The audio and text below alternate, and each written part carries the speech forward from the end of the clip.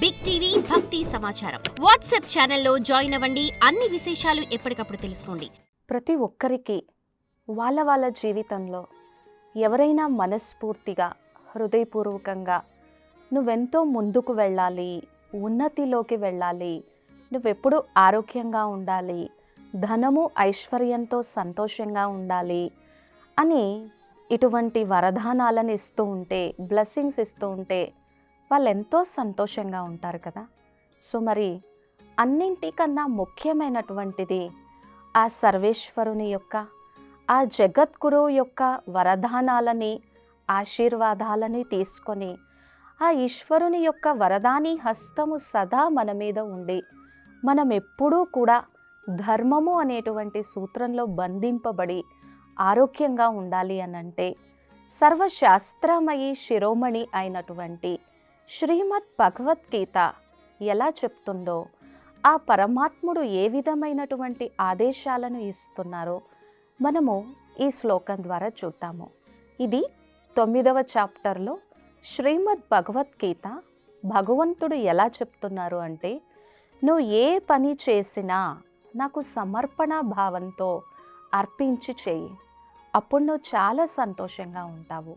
అదే యత్ కరోషి యదశ్నాసి యజ్జుహోషి దదాసి యత్ తపస్యస్య కౌంతేయ తత్ కురుష్వ మదర్పణం. యత్ కరోషి యదశ్నాసి అంటే నువ్వు ఏం చేసినా, నువ్వు ఏది తిన్నా, నువ్వు ఏ యజ్ఞము కానీ హోమం కానీ చేసినా, నువ్వు ఏ తపస్సు చేసినా, నువ్వు ఏ దాన ధర్మ కర్మ ఫలాలను ఆచరించినా సమర్పణ భావంతో నాకు అర్పించి చేయి. ఇది ఎంత ఆనందాన్ని కలిగిస్తుంది. ఎప్పుడైతే మనం ఏ కర్మ చేసేటప్పుడైనా లేదా మనస్సులో ఏదైనా ఆలోచన చేసేటప్పుడైనా ఒక్కసారి సుందరమైనటువంటి భగవంతుని స్వరూపాన్ని on the screen of our mind emerge చేసుకొని చూసుకున్నట్లయితే, ఇప్పుడు నేను చేసే ఆలోచన ఈశ్వరునికి నచ్చుతుందా, నేను చేసేటువంటి కర్మల ద్వారా అందరికీ ఆనందం కలుగుతుందా అని ఒక్కసారి మనం చెక్ చేసుకోగలిగితే మన కర్మలన్నీ కూడా పుణ్యకర్మలే అవుతాయి.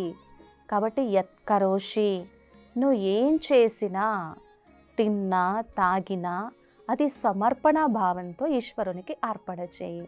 ఉదాహరణ కోసం మన ఇంట్లో ఏదైనా ఒక పెద్ద మ్యారేజ్ ఫంక్షన్ అవుతుందనుకోండి, మనం కొన్ని గోల్డ్ జ్యువెలరీ ఐటమ్స్ తీసుకొని వచ్చామనుకోండి, ఎంతో భావనతో ఒక ప్యూర్ ఇంటెన్షన్తో ఈశ్వరుని ముందు పెట్టి, ఈశ్వరుడు నాకు ఇంత సంతోషాన్ని ఆనందాన్ని ఇస్తున్నారు అనేటువంటి భావనతో మనం ముందుకు వెళ్ళామనుకోండి, ఎంత సంతోషం కలుగుతుంది.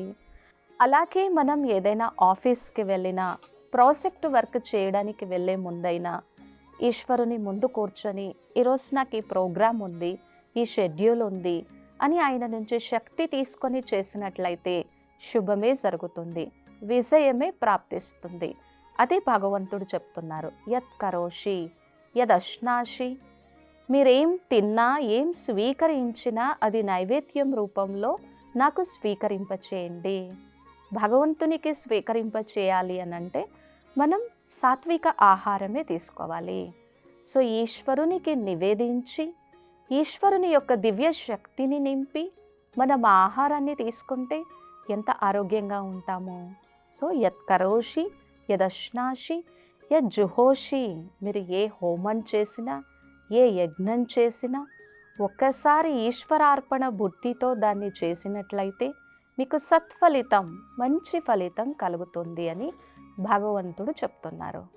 ఆ తరువాత యత్ తపస్యసి కౌంతేయ, జీవితంలో ప్రతి ఒక్కళ్ళకి ఏదో ఒక సందర్భంలో ధ్యానము, యోగము, తపస్సు ఇవన్నీ అవసరమవుతాయి.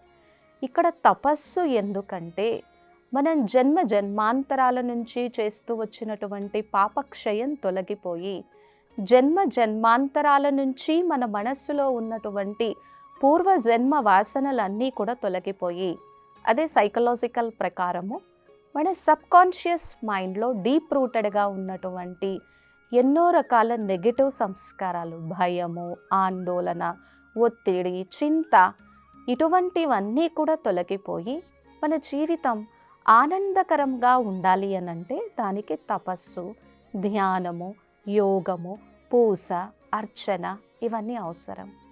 కాబట్టి యత్ తపస్యసి కౌంతేయ, ఓ అర్జున, ఓ శక్తిశాలి సంపన్నుడు అయినటువంటి ఓ అర్జున, ఓ దైవీ గుణాల దివ్య స్వరూపమైనటువంటి ఓ అర్జున, ఈ విధంగా చేయి అని పరమాత్మ మనకి తెలియజేస్తున్నారు.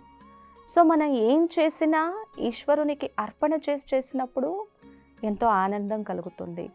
మనం ఏం ఆలోచించినా ఇది పాజిటివ్ ఆలోచనేనా, దీంతో అందరికీ మంచే జరుగుతుంది కదా అని ఆలోచించినప్పుడు మంచే జరుగుతుంది.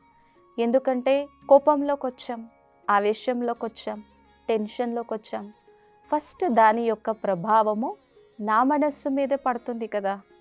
నేను చాలా శాంతంగా ఉన్నాను, ప్రశాంతంగా ఉన్నాను, ఆనందంగా సంతుష్టంగా ఉన్నాను, ఈశ్వరుని స్మృతిలో ఉన్నాను, మంచి వైబ్రేషన్స్ని క్రియేట్ చేస్తున్నాను, దాని యొక్క ప్రభావం కూడా నా మనస్సు మీదే ఫస్ట్ పడుతుంది కదా.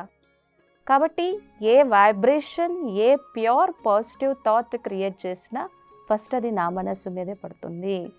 ఎప్పుడైతే నేను ఇలాగా అన్ని ఈశ్వరార్పణ బుద్ధితో చేస్తానో అప్పుడు నా జీవితంలో ఉన్నటువంటి కష్టాలు, దుఃఖాలు, అశాంతికి కారణమైనటువంటి వికర్మ నా ద్వారా జరగకుండా ఉంటుంది. ఎప్పుడైతే పరమాత్మని మర్చిపోతామో, భగవంతుని మర్చిపోతామో, ఈశ్వరుని మర్చిపోతామో, నేను నాది అనేటువంటి కోపావేశాలతో కూడినటువంటివన్నీ ఎప్పుడైతే ఫామ్ అవుతాయో అప్పుడు ఇక పాపం చేస్తాము, చెడు కర్మలు జరుగుతాయి. అలా కాకుండా ఏం చేసినా చేసి చేయించేటువంటి తండ్రి పరంపిత పరమాత్మ సర్వశక్తివాన్ నాకు తోడుగా ఉన్నారు. సహస్రభుజాల సంపూర్ణ సర్వశక్తివాన్ పరమాత్మ నాకు తోడుగా ఉన్నారు. ఏ కర్మ చేసినా నా చుట్టూ ఆయన వైబ్రేషన్స్ ఉన్నాయి అని ఇలా ఈశ్వరార్పణ బుద్ధితో మనం కర్మ చేశామనుకోండి, ఇక ఆ కర్మ మనల్ని బంధించదు. ఆ కర్మ పుణ్యకర్మ అవుతుంది, ఆ కర్మ శ్రేష్ఠ కర్మ అవుతుంది. అప్పుడు అది మనకి సుఖాన్ని ఇస్తుంది, ఇతరులకి కూడా సుఖాన్ని ఇస్తుంది. అందుకని ఏం చేసినా ఈశ్వరార్పణ బుద్ధితో మనం చేయాలి.